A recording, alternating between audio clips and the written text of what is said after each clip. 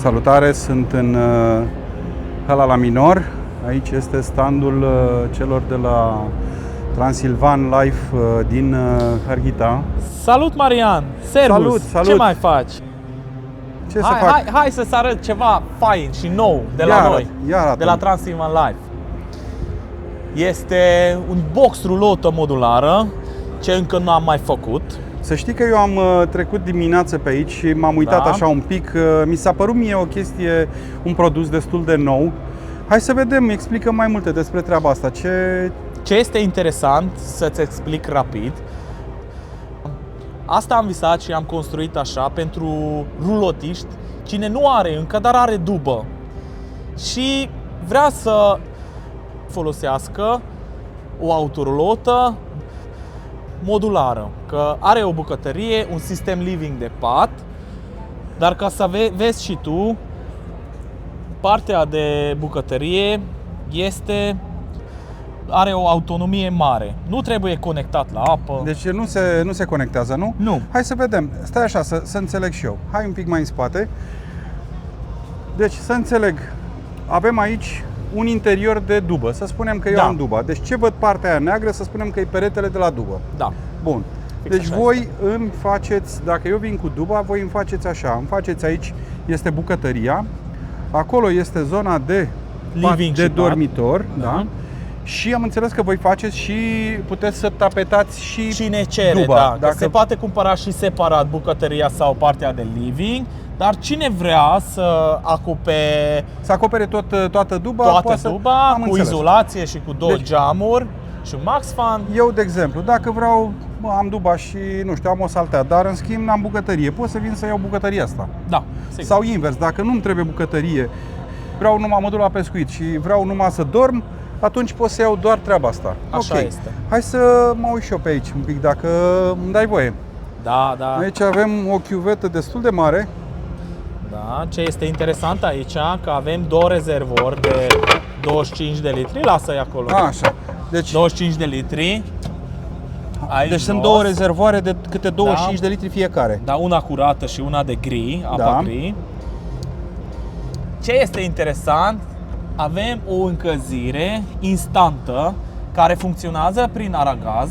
Cu buteliile alea? Da, de mici și instant oriunde deci ăsta ai este apă un caldă. încălzitor, înțeleg. Un încălzitor și practic mie îmi încălzește apa oriunde aș fi. Oriunde. Am înțeles și nu trebuie să fiu conectat. Aici ce avem?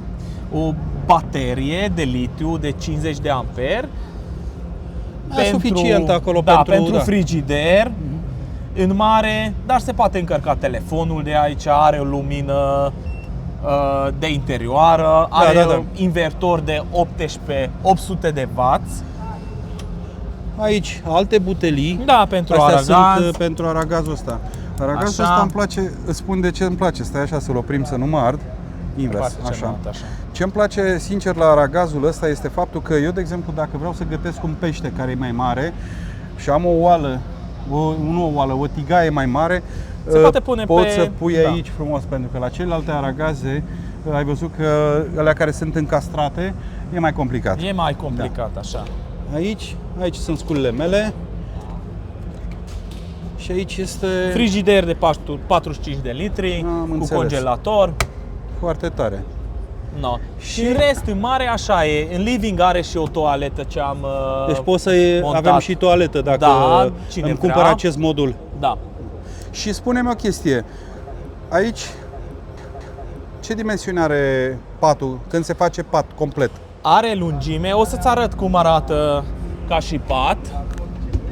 Hai să vezi. Aha, deci se lasă masa aia jos. Da, și foarte ușor. Cele două perne. Ai venit intră și ai făcut în mijloc.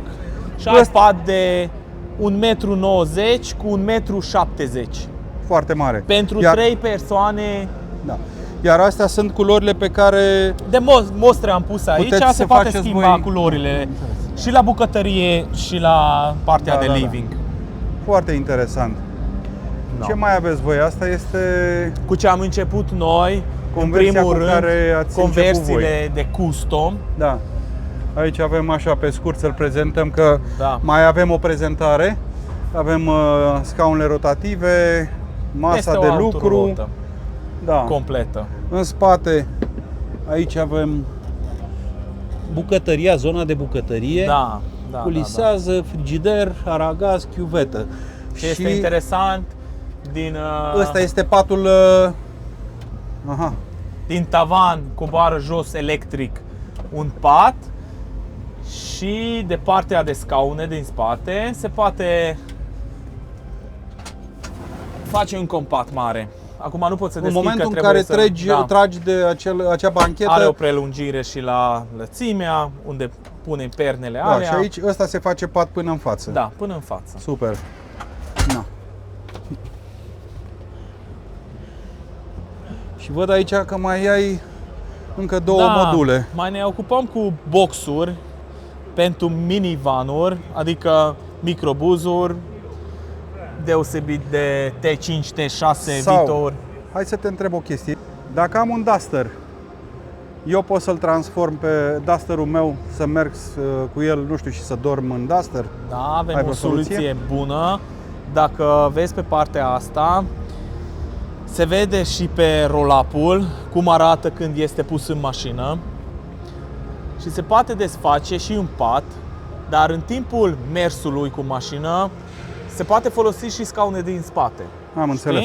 Și când ai oprit la un camping sau lângă un lac, oriunde, se poate face un pat mare de 1,90 m cu 1,10 m, să zice așa. Și sub pat văd că se scot aceste blaturi. Da, se poate scoate un aragaz mic. Este o chiuvetă pilabilă care devine ușor în ea. Da, se strânge foarte ușor și astfel intră și sub... o baterie mică electronică care trage apă afară din bidon de 11 litri. Mulțumesc tare mult că mi-ai prezentat aceste noutăți, dar pe mine spun sincer că m-a impresionat un pic tot ansamblul ăsta, care, cum ai spus și tu, este compus din 3 componente. Da. Vorbim de zona de dormitor living. acolo, living și dormitor. Asta este zona de bucătărie și partea de perete pentru cine dorește să facă în partea și de peretele. Este împreună în pachet este 2 geamuri, un MaxFan, izolare cu Armaflexul și podea tavan și pereți făcut așa frumos de carpet. Deci, cine vrea mai multe informații despre prețuri și despre ce faceți voi, unde vă găsește? Cel mai ușor ori pe Facebook, ori pe site-ul nostru www.transilvanlife.com.